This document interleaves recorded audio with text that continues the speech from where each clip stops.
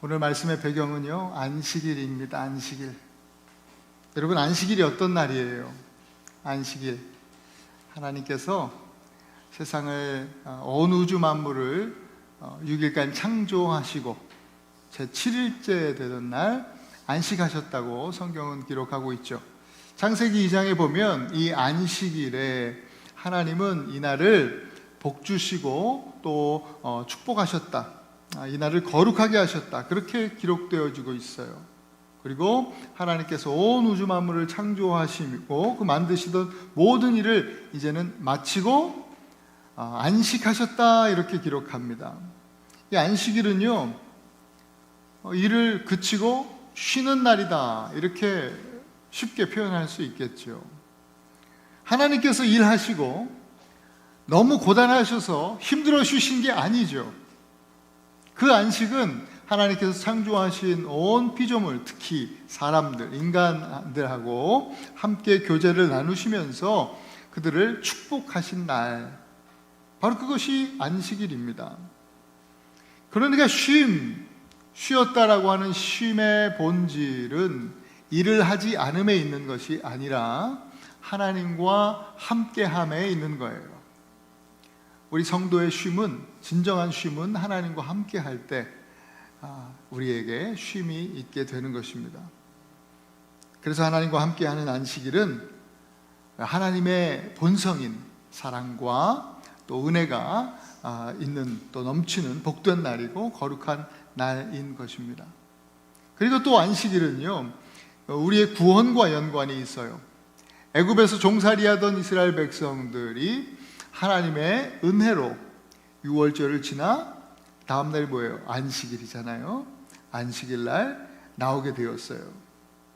출애굽해서 구원받은 날이 바로 안식일이에요. 모든 묶임에서 해방되어서 자유케 된 날입니다. 이스라엘 백성들 가운데 사망의 그늘이 걷힌 날입니다. 하나님께서 또 이제 이스라엘 백성들에게 모세를 통해서 시내산에서 율법을 주셨잖아요. 10계명 주셨는데 그 10계명을 보시면 안식일에 대한 계명이 있어요. 네 번째 계명이에요. 그 앞선 안식일 계명과 앞선 계명을 보시면 다 하나님에 관한 계명이에요. 그리고 안식일 뒤에 붙은 인간들에 관한, 인간에 대한 계명이죠.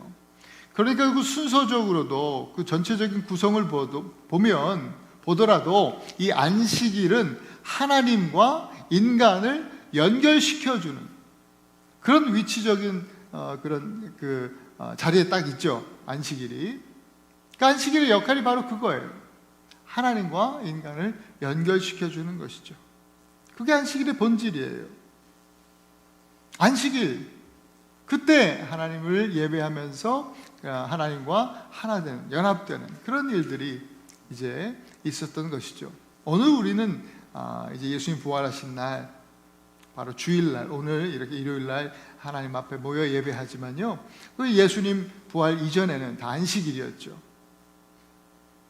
그래서 유대인들은 안식일을 거룩히 여겨서 안식일을 지켜라 라고 하는 이 율법, 이 규례를 너무나 이 하나의 어떤 그 전통, 규칙으로만 생각하니까요, 일을 하지 말아야 된다, 여기에 이제 꽂히게 된 거예요.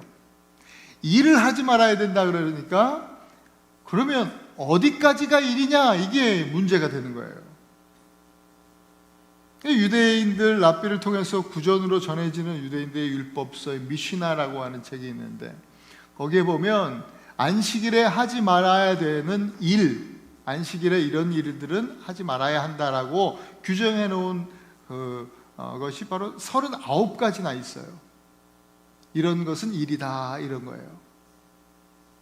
그리고 오랜 시간이 지나면서 이 39가지의 규정들이요, 수백 가지, 수천 가지가 됐어요. 디테일이 막 나눠지면서. 그러니까 오늘날에 심지어는 문을 여는 것도 안식일에 일하는 거예요. 그 안식일을 범한 것이고 죄니까 문을 열면 안 돼요. 그러니 안식일 전에는 문을 열어놓는 거예요. 문을 열면 안 되니까 엘리베이터를 타도 문을 열려고 버튼을 누르는 것도 안식일을 범하는 게 되는 거예요. 그러니까는 안식일 유대인 전용 엘리베이터가 있잖아요. 그거는 매 층마다 저절로 열려요. 유대인들이 안식일을 범하지 않도록, 일을 하지 않도록. 이게 무슨 정말 무슨 일입니까? 예? 완전히 안식일의 이 계명의 본질을 상실해버린 행동들을 지금도 여전히 하고 있는 것이죠. 수도 없이 많습니다. 근데 이 안식일의 본질을 잃어버렸다는 것은 사실 신앙의 본질을 잃은 것과 같습니다. 생각해보면 유대인들뿐만 아닙니다. 어느 우리 그리스도인들은 어떻습니까? 우리도 신앙의 본질을 잃어버린 채 정말 거룩한 성도가 아니라 그저 교회만 왔다 갔다 하는 교인이 되어 있지는 않은가? 한번 우리가 스스로 삶을 돌아봐야 됩니다. 그리고 오늘 우리는 말씀 안에서 신앙의 본질을 회복하는 그런 성도가 되어야 할 줄로 믿습니다. 마태복음 12장 8절에 보면 인자는 안식일의 주인이니라 그렇게 예수님께서 말씀하셨어요. 안식일의 주인은 바로 누구예요? 예수 그리스도다. 안식일의 본질은 곧 예수 그리스도 안에 있다라는 거예요. 곧 안식일의 본질, 곧 신앙의 본질은 우리가 예수 그리스도 안에서 찾아야 한다는 것이죠. 오늘 본문에서는 예수님께서 당신이 어떤 분이시라는 것을 분명하게 말씀해 주셨는데 오늘 우리는 바로 여기서 우리가 회복해야 할 신앙의 본질을 발견할 수 있어요. 첫째로 우리 신앙의 본질은요, 예수님의 권세와 관련이 있는데 본문에 나타난 첫 번째 예수님의 권세는 곧 치유입니다. 예수님은요 고치시는 하나님이세요. 한번 따라 합시다. 고치시는 하나님. 예수님은 고치시는 하나님이시다. 우리는요 신앙생활을 예수님의 치유를 경험하지 않고는 시작할 수가 없어요. 반드시 고치시는 예수님을 만나야 우리 신앙이 시작되는 거예요. 38년 이 병마에 묶여 있었던 사람이 지금 고침을 받았어요. 그리고 나서 그가 오늘 어디 있습니까? 오늘 본문에 그가 지금 어디 있어요? 예, 오늘 우리 성경 묵독할 때 보셨죠? 그가 어디 있어요? 성전에 있어요. 원래 어디 있었던 사람이? 베데스다에 있었던 사람. 단 한 번도 성전에 가본 적이 없던 사람이에요. 그런데 오늘 그가 성전에 있는 거예요. 할렐루야. 기적이잖아요. 놀라운 일이에요. 부정한 사람은 성전에 들어갈 수 없어요. 깨끗하게 고침받고 정결하게 됐기 때문에 성전에 들어간 거예요. 평생 처음으로 성전에 가서 예배를 드리고 있는 거예요. 여러분 얼마나 감격스러울까요? 저도요 군대 가서 훈련 받을 때는 교회를 못 갔던 것 같은데 훈련소에서 하여튼 훈련받고 자대 배치받고 자대에 와서 교회를 첫 번째 갔던 날이 기억이 나요. 교회 예배당 조그마한 예배당이었는데 제가 있던 포대에 그 예배당에 여자 전도사님이 한 분 계셨어요. 그분이 이제 왔다 갔다 하시면서 예배를 인도해 주시곤 하셨는데 가수 박남정 어머니셨어요. 박남정 씨 어머니가 전도사님인데 그분이 저희 포대에 전도사님으로 예배를 인도하시는데 그 처음으로 그 예배당에 딱 앉아서 예배를 드릴 때 얼마나 많이 그냥 앉아 있는 것만으로도 은혜가 되고 감격이 되고 눈물이 많이 나더라고요. 근데 오늘 이 38년 된 명잡 처음으로 그렇게 맨날 양이 들어가는 양문만 쳐다보고 있었던, 그렇게 동경하던 그 성전에 자기가 들어와서 평생 처음으로 예배를 드리는데 얼마나 감격했을까요? 너무나 기쁘죠. 치유를 통해서, 예수 그리스도의 치유를 통해서 하나님의 집에 들어와 예배하는 축복을 누리고 있는 거예요. 옆에서 이런 사람들을 이런 사람을 보면요, 옆에 있는 사람들이 정말 함께 축하해주고 기뻐해주고 또 격려해주고 함께 찬양하는 것이 마땅한 성도의 자세 아니겠습니까? 그런데 오늘 본문에 보시면 여러분, 이 유대인들 옆에 있는 사람들이요, 전혀 이 베데스다의 환자로 있던 사람이 이 교회에 들어와서 예배 드리는 걸 기뻐하지 않아요. 그가 치유받았고 그가 지금 예배자로 회복된 부분에 있어서 관심이 별로 없어요.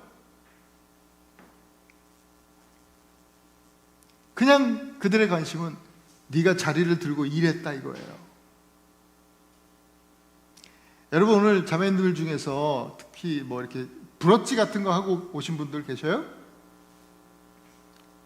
손 들어 보세요. 여러분 많이 계시죠? 누가 하고 오라고 그러셨어요? 네? 혹시 가방 뭐 이렇게, 아마 자매님들은, 여자분들은 대부분 가방을 들고 다니시죠? 백, 좋은 백들 다 들고 다니실 텐데 백들 가지고 오셨잖아요, 그죠? 다들 갖고 오셨을 거예요.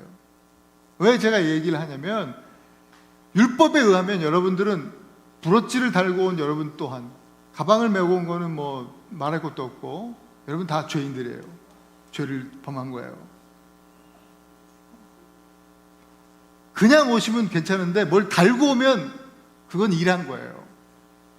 뭘 메고 오면.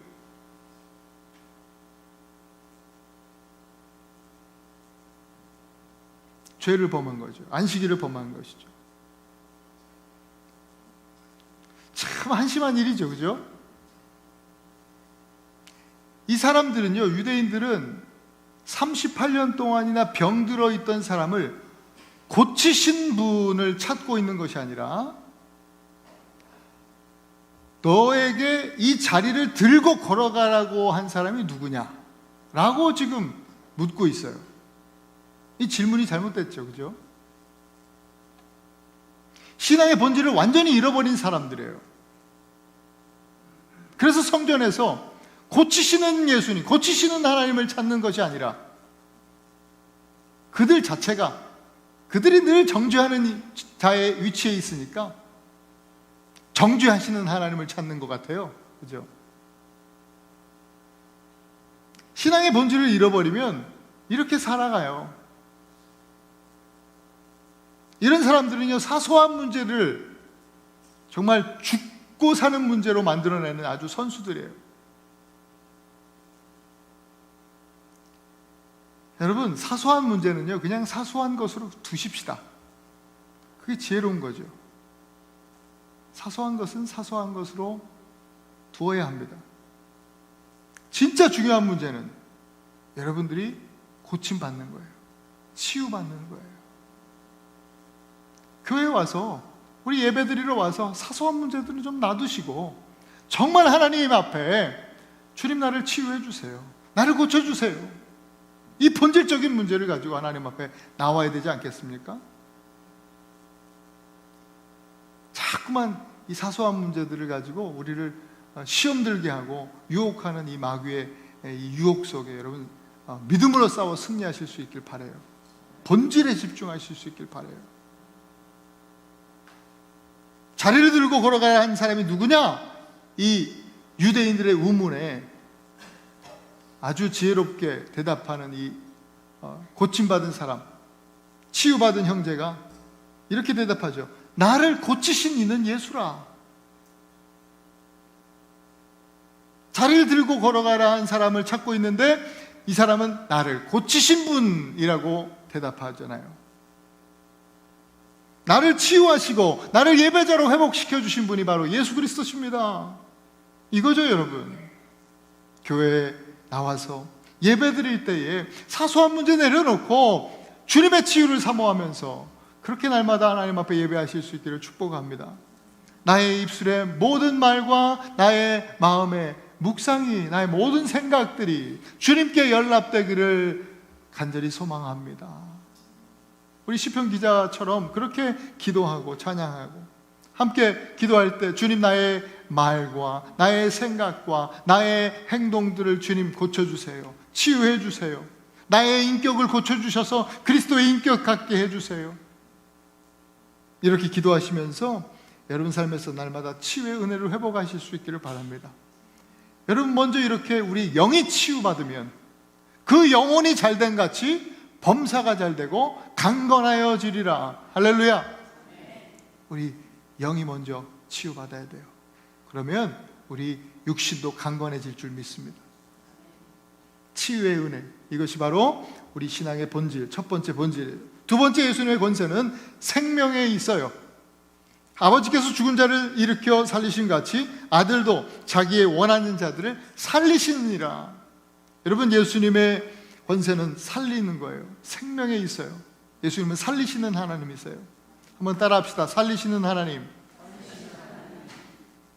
살리시면서 또 우리를 살아가게 하시는 하나님이시죠. 예수님은 죽은 영혼을 살리십니다. 우리 본문에 살리다라고 하는 이 단어는요, 일회적인 표현이 아니에요. 한 번의 기적이 아니라 계속 되어지는 은혜의 삶을 말하는 거예요. 그러한 연속적인 기적과 은혜를 경험하는 삶을 그러면 우리가 어떻게 살아갈 수 있을까? 오늘 예수님께서 보니까 병든 자를 치유하신 후에 이제 예수님 베데스다에서 그를 만나셨다가 이제는 성전에서 그를 예배 가운데 만나주셨잖아요. 놀라운 사실이죠. 성전에서 그가 예수님을 만났어요. 예수님이 그에게 하시는 말씀이 있죠.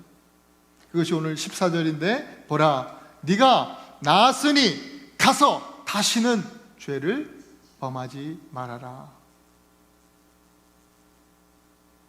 여러분, 죄를 범하지 말아라 그랬는데 죄의 싹은 사망이다 그랬잖아요. 죄는요, 생명의 반대 방향, 사망으로 우리를 이끌어 갑니다. 죄의 문제를 어떻게 우리가 해결할 수 있어요? 이러한 죄의 문제를 피 흘림이 없은즉 죄사함도 없느니라 성경은 말씀합니다. 피 흘림이 있어야 돼요. 이 죄의 문제를 해결하려면. 피는요, 레위기 말씀에 보니까 모든 육체의 생명은 피에 있다 그랬습니다.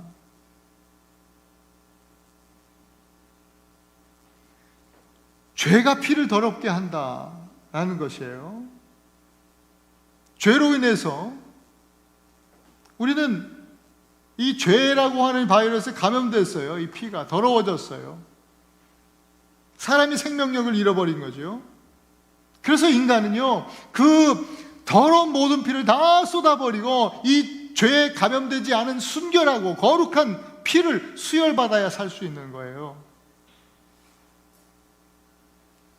이 일 때문에 죄 없으신 예수님께서 십자가 지시고 당신의 그 거룩한 순결한 피를 다 쏟으신 것이죠.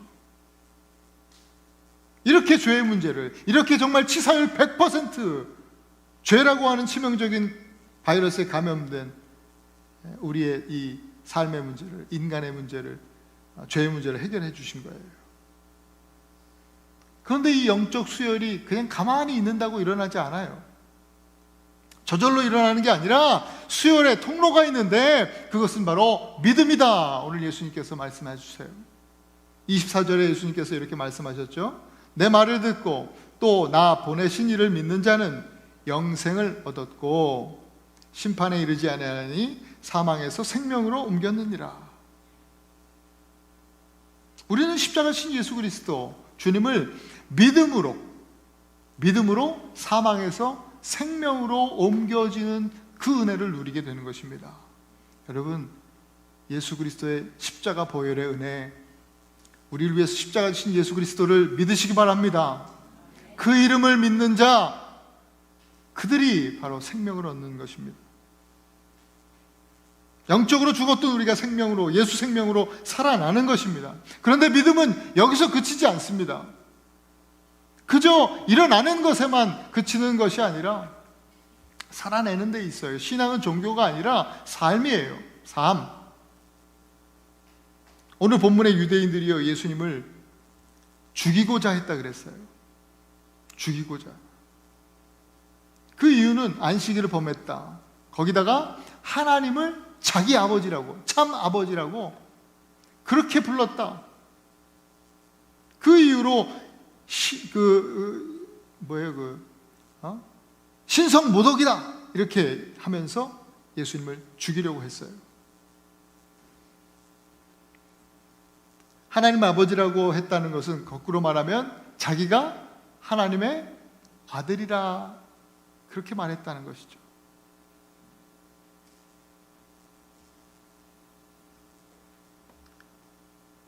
그 하나님의 아들이라고 고백하고 말씀하고 있는 예수님을 이 신앙의 본질을 잃어버린 사람들이 핍박하고 협박하고 죽이려고 해요. 근데 결국 우리가 아는 바와 같이 이들은 예수님을 죽이고야 말죠. 신앙의 본질을 잃을 때 이런 결과가 나타나는 거예요. 예수가 없어져요. 예수가 사라지는 그런 일들이 일어나는 거죠. 그러나 반대로 예수님 보십시오. 이런 협박과 핍박을 넘어서 목숨을 위협받고 있는 이런 상황 속에서도 예수님은요, 당신이 하나님의 아들이라고 하는 사실을 감추시지 않았어요. 오히려 내가 하나님의 아들이라고 하는 사실을 더욱 드러내셨어요. 위기의 순간에 정말 결정적인, 세상에서 이 결정적 치명적 손해를 정말 감당해야 하는 이 순간에 하나님의 아들이라고 하는 사실만 좀 감추고 드러내지 않으면 그냥 그 위기를 넘어갈 수 있었을 거예요. 그런데 예수님은 결코 그러시지 않았습니다. 바로 여기에 우리가 회복해야 되는 신앙의 본질이 있어요. 예수 생명, 그 삶의 비밀이 바로 여기에 있는 거예요. 여러분 하나님의 자녀이십니까? 하나님의 자녀들이세요? 그러면 하나님의 자녀됨을 여러분 삶에서 나타내세요. 드러내셔야 돼요. 어떤 삶의 순간에도 하나님의 자녀된 그 자녀됨을 우리의 삶의 순간에 나타내야 돼요.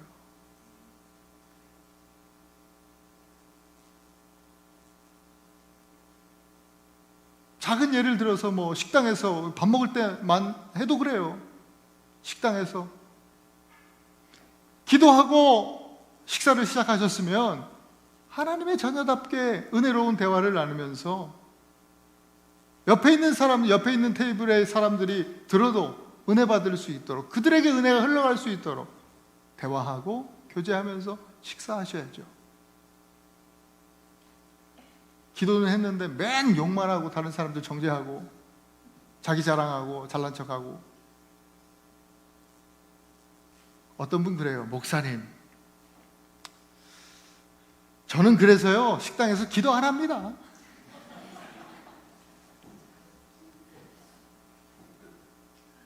기도 안 하면 또 그건 잘한 겁니까? 기도하셔야 되죠. 기도하셔야죠. 기도하시고 그리고 그 기도에 합당한 아름다운 대화를 나누시면서 식사하시면 돼요. 식사 시간뿐이겠습니까? 여러분이 사업할 때, 또 누구를 만날 때, 어떤 상황 속에서도 여러분의 하나님의 자녀됨을 드러내셔야 합니다. 감추지 마세요. 말로 나는 목사다, 장로다, 권사다, 말로 그렇게 이렇게 얘기하라는 게 아니죠. 여러분의 삶으로, 행동으로 우리의 믿음을 보이라는 것이죠. 예수님이 그렇게 말씀하셨어요. 우리 한번 마태복음 5장 16절 읽어보십시다. 시작. 너희 빛을 사람 앞에 비추게 하여 저희로 너희 착한 행실을 보고 하늘에 계신 너희 아버지께 영광을 돌리게 하라. 아버지께 영광을 돌리게 하라. 언제나 누구에게나 너희의 착한 행실로 너희가 아버지라 그랬으니까 거꾸로 너희가 하나님의 자녀된 것을 드러내라 이 말이에요. 예수 생명은 우리가 오늘을 하나님의 자녀로 살아가게 하는 능력이 바로 예수 그리스도의 생명이에요. 예수의 생명, 그 영생을 소유한 자는 하나님의 아들로서, 하나님의 딸로서 세상을 살아가는 것입니다. 여러분, 그것이 오늘 우리에게 생명을 얻게 하고 누리게 하는 비결이죠. 믿음으로 예수를 주로 고백하실 수 있길 바라요. 그럴 때 생명을 얻는 거예요. 그리고 날마다 하나님의 찐 자녀라고 한다면 어떤 상황 속에서도 하나님의 자녀됨을 드러내는 삶을 사시기를 축원합니다. 그것은 바로 생명을 누리는 삶이에요. 생명을 얻고 또 생명을 누리는 주님의 자녀들, 그런 신앙인들, 그런 성도들 되실 수 있길 축원합니다. 마지막으로 세 번째, 예수님의 권세는 심판하는 권세예요. 27절에 보니까 또 인자됨을 인하여 심판하는 권세를 주셨느니라. 우리 예수님은 심판하시는 하나님이세요. 따라합시다. 심판하시는 하나님. 고치시고 또 살리시고 심판하시는 하나님. 여러분, 이춘재라고 하는 사람 다 아시죠? 그동안 미제 사건으로 남아 있었던 이 화성 연쇄살인범의 진범으로 드러났잖아요. 그때 막 한국 사회가 발칵 뒤집어졌죠. 그리고 뉴스를 통해서 또 사람들에게 또 소개된, 알려진, 또 화제가 되었던 이름이 윤성여라고 하는 그 남자분이에요. 그분이 이제 이춘재가 저지른 살인, 강간 살인에 누명을 쓰고 20년 동안 정말 지은 죄가 없는데 그 강간범이 돼서, 살인범이 돼서 20년간 복역한 사람이죠. 그 이춘재가 진범이라는 것이 밝혀지고 나서 누명을 벗게 된 사람, 바로 윤성여 씨 이야기를 뉴스에서 제가 듣게 되었었어요. 어떻게 이런 일이 일어날 수 있을까? 정말 너무나 안타깝죠. 이 세상의 사법부는요, 온전하지 않습니다. 실수가 많아요. 실수뿐입니까? 그 안에 계략과 모략이 정말 수도 없이 일어나죠.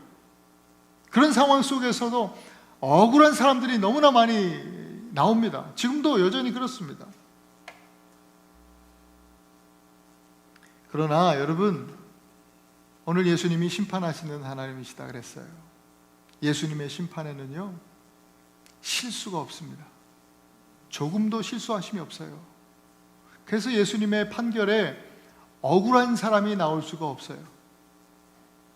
핑계댈 수 없는 것이죠. 치유는 죄의 용서죠. 용서받은 은혜를 말하고, 또 생명이라고 하는 것은 오늘의 삶을 살아가게 하는 능력이라는 측면에서 이 치유는 과거에 닿아 있고, 또 생명, 좀 아까 본 우리 영생, 생명이라고 하는 것은 오늘 현재 우리의 삶에 연결되어 있다라고 볼 수 있어요. 그러면 오늘 지금 보고 있는 심판은 어떤 거예요? 미래적인 것이죠. 미래에 사용하실 예수님의 권세라고 볼 수 있지 않습니까? 그런데 중요한 사실은 오늘 예수님의 말씀을 여러분 가만히 보면 이 미래가 미래의 심판의 결과가 오늘 현재와 연결되어 있음을 우리는 예수님의 말씀을 통해서 발견할 수 있습니다. 오늘 25절 말씀을 한 번 더 읽겠습니다. 같이 읽습니다. 시작. 진실로 진실로 너희에게 이르노니 죽은 자들이 하나님의 아들의 음성을 들을 때가 오나니 곧 이때라. 듣는 자는 살아나리라. 죽은 자들이 하나님의 음성을 들을 때가 온다. 이건 미래의 때, 미래의 어떤 때를 말해요. 근데 이어지는 곧 이때라. 이때는 바로 지금, 오늘 이 현재를 말하는 거예요.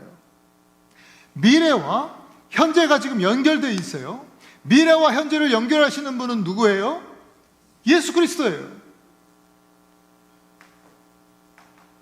미래와 현재를 연결시키고 이것을 가능하게 하시는 분이 예수 그리스도예요. 지금 예수님의 말씀을 듣는 자는 살아나리라. 영생을 얻을 것이다. 좀 다른 말로 하면 미래가 열린다 이 말이에요. 예수 그리스도의 말씀을 들으면 우리의 영광스러운 미래가 열리게 된다 이 말이에요. 그것을 예수님께서 28절 29절에 또 다르게 표현하세요. 똑같은 메시지예요. 한 번 더 읽어보겠습니다. 시작. 무덤 속에 있는 자가 다 그의 음성을 들을 때가 오나니 선한 일을 행한 자는 생명의 부활로, 악한 일을 행한 자는 심판의 부활로 나오리라. 그 음성을 듣게 되는 미래, 이것도 미래적인 표현이죠. 그 음성을 듣게 되는 때, 그 미래는 선한 일 혹은 악한 일을 행하는, 그건 현재를 말해요. 현재와 지금 연결되어 있는 거예요. 음성을 듣는 자는 다 살아나리라. 이것은 그냥 듣는 게 아니잖아요. 조금 바르게 번역을 하면 청종하는 거예요. 듣고 따른다라는 뜻이에요. 이 말씀을, 예수님의 말씀을 듣고 순종하는 자는 영생을 얻는 것이다. 따라서 예수님의 말씀을 듣고 순종하는 것은 오늘 본문 이 예수님 말씀에 의하면 선한 일을 행하는 것, 선한 일을 행함이 바로 예수님 말씀에 청종하는 것이에요. 반대로 듣지 않거나 듣고도 순종하지 않는 것은 악한 일을 행함이에요. 생명의 부활로 일어날 자와 심판의 부활로 나올 자에 대한 예수님의 판결에는요, 실수가 없어요. 이렇게 판결하신다는 거예요. 오늘 저와 여러분들의 삶이 우리의 미래를 결정짓는 거예요. 예수님의 말씀 듣지 않고 여러분 마음대로, 여러분 뜻대로, 여러분 생각대로 살던 삶, 이제는 그만하세요. 그것은 악한 일이에요. 그 악한 일을 이제는 멈추세요.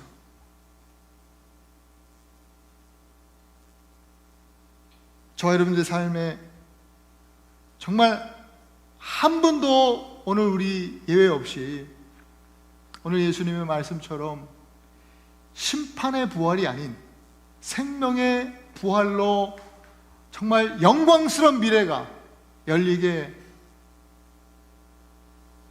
되는 저와 여러분들의 삶이 되기를 축원합니다.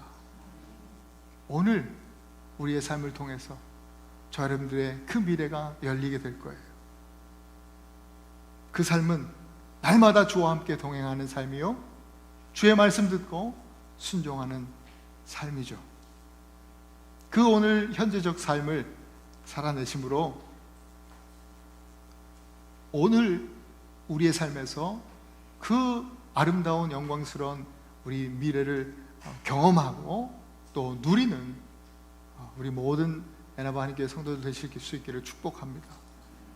여러분, 예수님은 고치시는 하나님, 또 살리시는 하나님, 심판하시는 하나님이세요.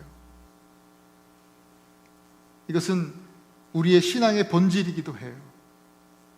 우리 신앙의 본질은 곧 죄의 용서,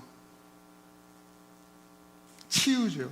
또 구원의 생명, 예수 생명, 그리고 심판, 그것은 곧 예수 그리스도의 재림 아니겠습니까? 다시 오실 주님을 기다리는 그런 신앙이죠. 이것이 오늘 우리의 신앙의 본질이에요. 이걸 잃지 않고 이걸 회복하고 우리가 그렇게 우리의 주어진 삶 속에서 정말 사소한 것들에 집중하지 말고 거기에 목숨 걸고 살아가는 우리가 아니라 진짜 우리가 우리의 삶, 우리의 목숨을 걸어야 되는 것이 무엇인지 분별하면서 사는 저희들 될 수 있기를 바랍니다. 본질을 회복하십시오. 그리고 여러분 기도를 바꾸시길 바라요. 사소한 것들을 좀 내려놓으시고, 그것들은 다 하나님이 아세요. 여러분 있어야 될 것 다 아신다 그랬어요. 우리의 본질을 붙들고 기도하는 그런 좀 수준 높은 기도의 사람이 되실 수 있길 바라요. 그것은 어떤 기도예요? 치유와 생명과 이 심판을 위한 기도인데요, 오늘 여러분 이렇게 기도할 수 있기를 바랍니다. 보혈의 은혜를 구하세요. 주님, 나를 고쳐주세요. 치유해 주세요. 그리스도의 보혈로 나를 고쳐주세요. 내 말에, 또 내 생각, 내 행동, 주님 고쳐주세요.